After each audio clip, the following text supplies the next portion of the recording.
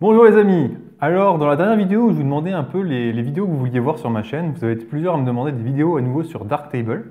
Donc, c'est ce qu'on va faire aujourd'hui. On va développer une photo que j'ai prise durant ma dernière sortie photo. Donc, c'était en haut du Molaison au Golden Hours. Et donc, on va assembler un HDR dans Darktable et le développer. C'est parti! Alors, nous voilà dans Darktable avec les photos que j'ai prises durant cette sortie photo. Et la photo que vous avez vue finalisée dans l'épisode de la sortie photo, c'était celle-ci. Donc, vous étiez nombreux à me dire qu'elle était trop saturée.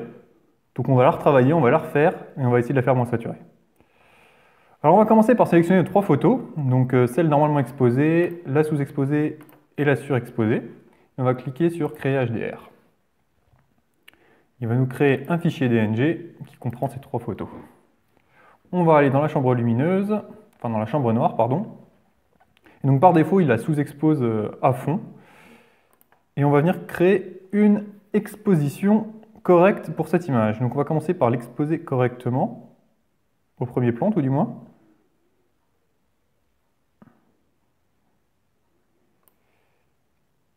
À peu près parfait, voilà. Et ensuite, on va aller venir créer une nouvelle instance du module exposition sur lequel on va venir appliquer en fait un filtre dégradé. Donc on va faire un masque dessiné, on va choisir le dégradé, qu'on va venir placer à peu près au milieu, en faisant attention qu'il suive les montagnes à peu près, avec une bande de dégradé assez large, pour pas que ça soit trop visible. Et donc on va venir baisser l'exposition de façon assez forte pour pouvoir récupérer les détails dans le ciel.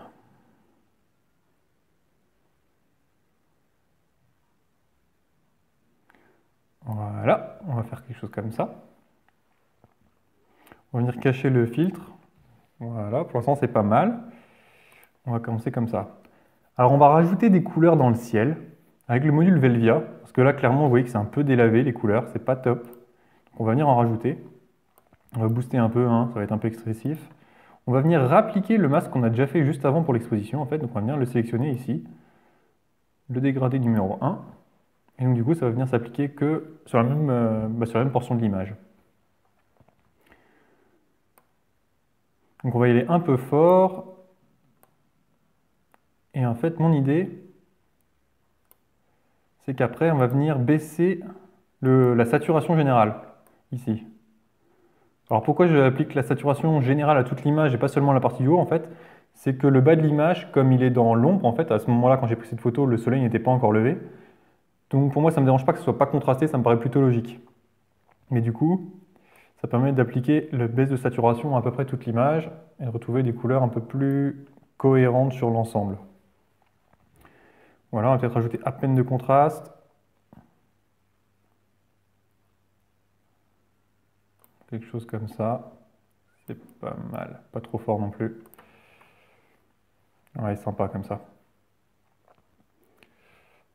Ensuite, je vais juste vérifier les niveaux. Donc les niveaux, ça va permettre, en cliquant sur automatique, ça va permettre de venir choisir automatiquement. Enfin, il faut cliquer 2 fois sur automatique, ça va permettre de venir chercher automatiquement le point noir et le point blanc et les ajuster en fait.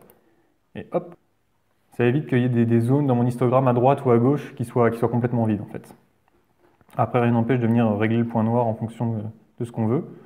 Typiquement, est-ce qu'on veut vraiment un point noir ici dans cette photo? Peut-être pas forcément, on peut le laisser plus à gauche. Ça va faire une photo un peu plus claire. Et je vais également déplacer le ton moyen ici, je vais le déplacer un peu vers la gauche.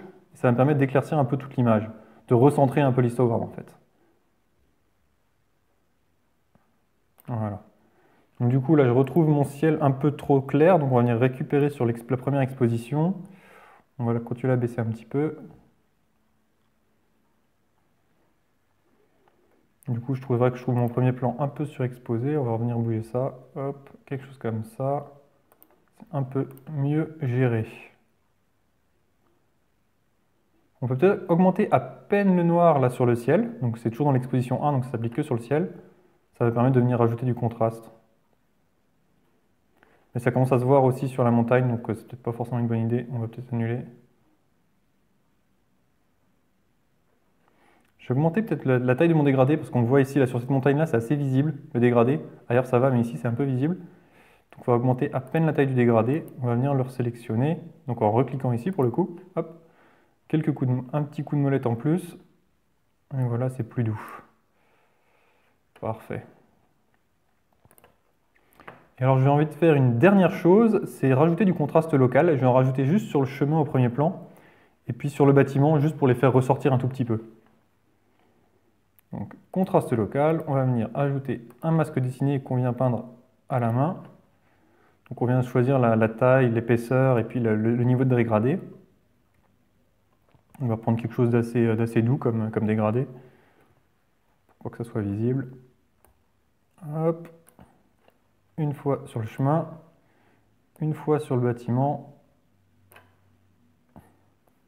Et alors normalement, les paramètres par défaut, ils sont plutôt doux, donc c'est parfait. C'est assez léger. Ça permet juste de faire sortir légèrement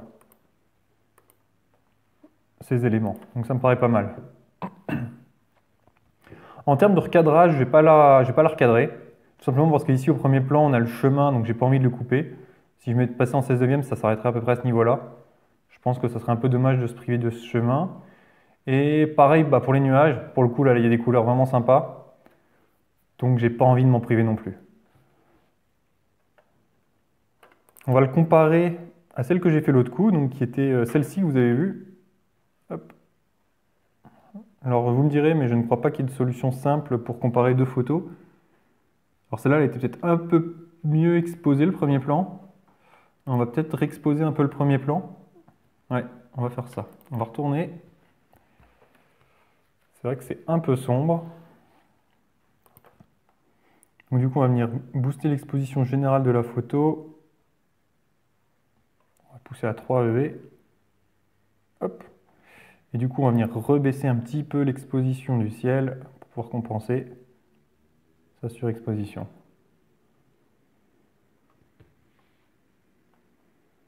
Voilà. Alors après, il faut mieux dézoomer pas mal, si possible.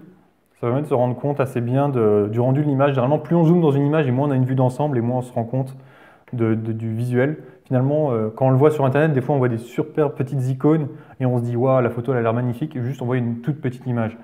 Donc c'est un peu la même idée. Est-ce que de loin ça fait une belle image? À mon sens, oui. À mon sens, oui.